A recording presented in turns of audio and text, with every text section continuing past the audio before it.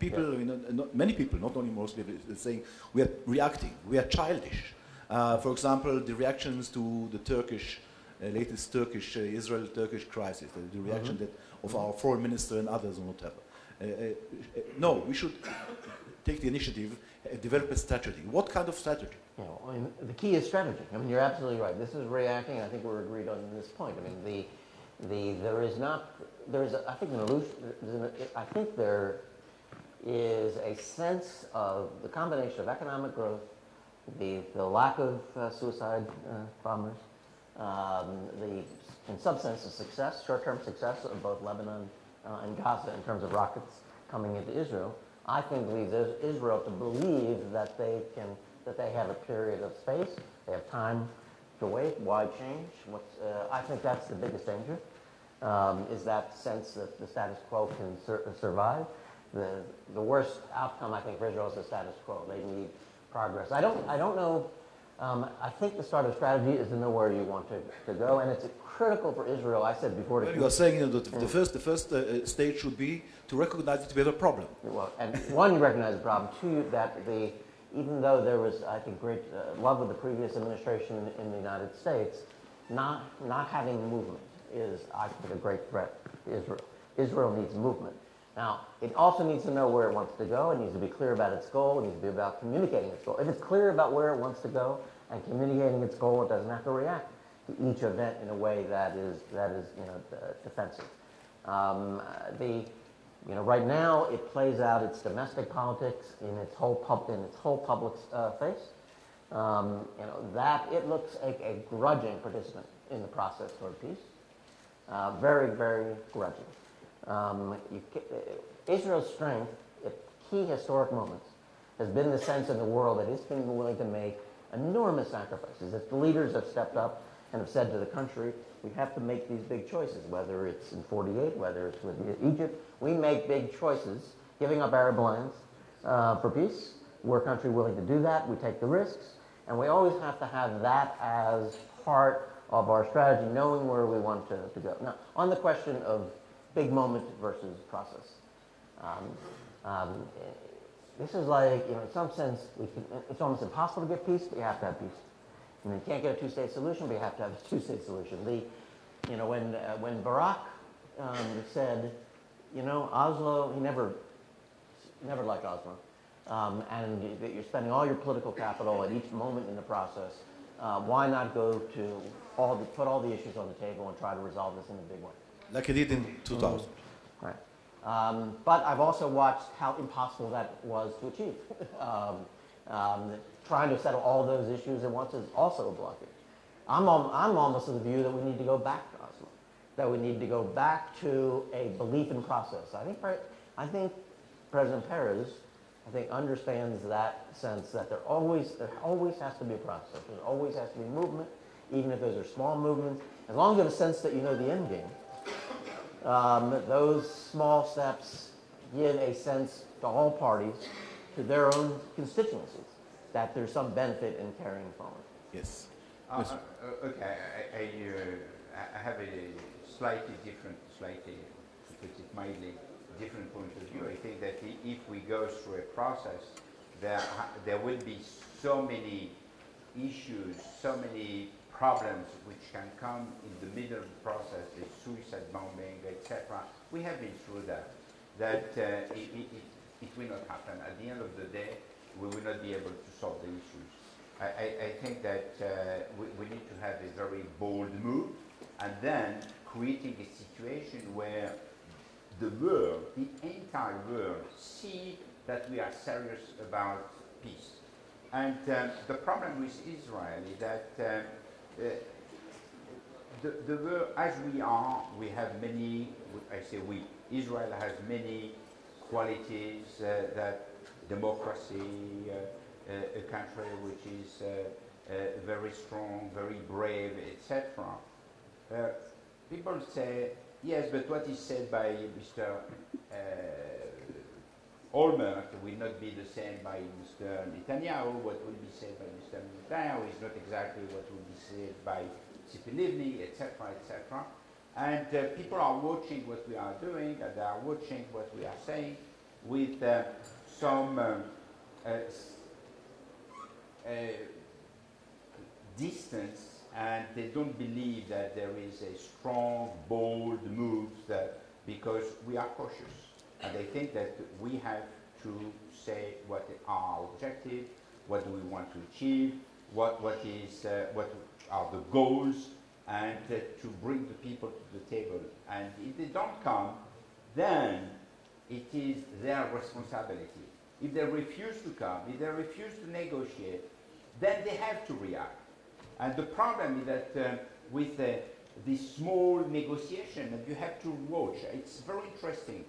It's 6 hours reportage on Channel 4 a few years ago on the peace process and all the missed opportunities.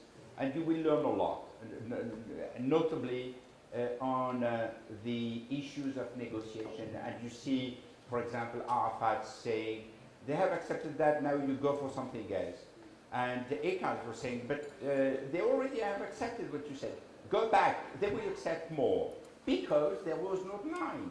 And I think it's very important that you put the common table, say, this is our peace, are you coming? And if they react negatively, then the world will be the witness of their reaction, and we will have the world on our side, which today we have not. European Union is hesitating, it is divided. There are some countries who are in favor, some countries who are not. The US, we see that there is a change, and we have not the unconditional support that we had with the Bush administration or even with the Clinton administration.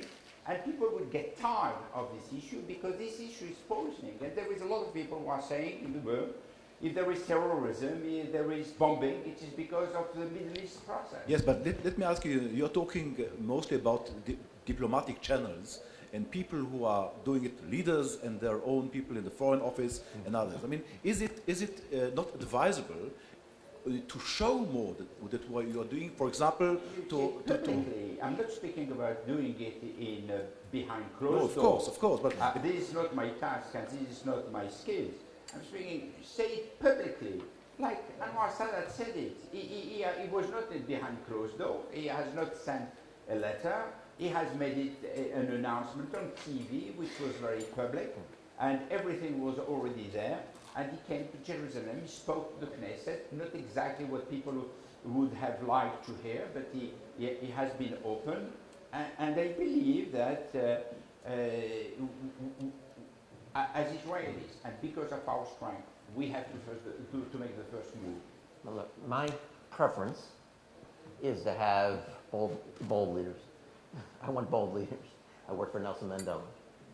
And there are leaders who take very big risks with their own people, big risks, have big vision. They know there were certain principles that couldn't be compromised. One person, one vote was not something that you could not start discussion until there was a granting of that principle.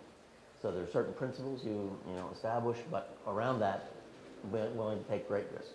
And I watched him at war with his own people, more with his own people, than the apartheid regime, in order to bring the change. So what do we do? We have to deal with that reality. What do we do in the context where we don't have a Sadat? For sure, President Abbas has shown none of the qualities of Sadat, even if he could. And there's lots of evidence that Hamas has been delegitimized in the recent conflict. But the Sadat should be Israeli. I'm for both. I'm for both. Bold Israeli. You need to understand the moment. I made the point at the outset. I said, understand our long-term interest in addressing this. I don't understand even short-term.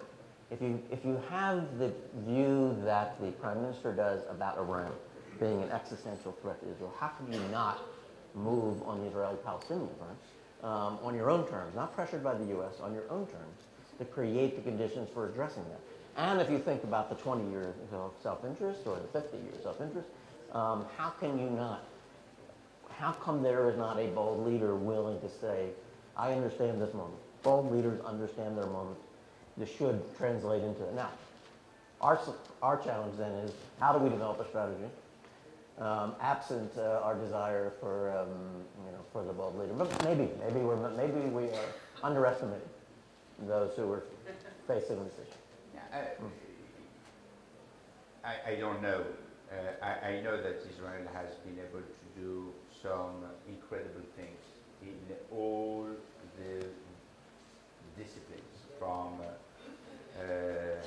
fighting for its own security, for your own survival, to transforming the country into one of the most advanced country, building democracy, which is something which is making the pride of many people. So I believe that there are in Israel people who can do that. What they need is to do not think about their political career, but to think about history, and to think how they can make history, and not history making Israel. Yes, but you know, what can we do that the last leaders that we had were mostly tied by coalitions, and these coalitions, you know, were so fragile in Israel. You know, no government in Israel has had the 4-year term. There is a majority of Israelis who are in favor of peace. So if this majority exists, in that case, there must be a political man, a grand political man, who can stand and say exactly the truth, and we will see if the Israeli people are in favor of peace or not. There is a majority in this. There's a majority in this Knesset that would support a prime minister who should be pitched between a political man and the population. And as all these people are elected through a very bad system, which we have imported from UK, so everything is not good from UK. No, we wish we had imported. We'd take that system. No longer. Sorry? No, we'd take that system. We'd take a UK system. From the mandate. Yes, but from the mandate. And we have to put the politician and the elected people in front of the people of Israel. And it is, we have to address the people of Israel, not the politician, not the Knesset. Okay, I'm going beyond what I should be doing, because I should not do that as a... Do you think it's possible? Do you think this vision is possible to implement in reality? Well, you know, I wrote a book, and one of the reflections, Dispatches from the War Room, one of the reflections at the end of the book was about the polling that I did during the Camp David process. Before Camp David negotiations, in our research, 2/3 said an agreement that divided Jerusalem was not acceptable.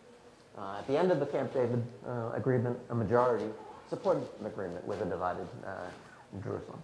Things that were common sense after that discussion that were now possible weren't possible. So my view is that Israel in particular, when it faces big moments of change with leaders who are willing to talk honestly with them about change, I think the country responds. I think it's right. So we just have to recognize that the big moment is around the corner. Around the corner. It's now. It's here. It's now. It's now. It's today. Thank you very much.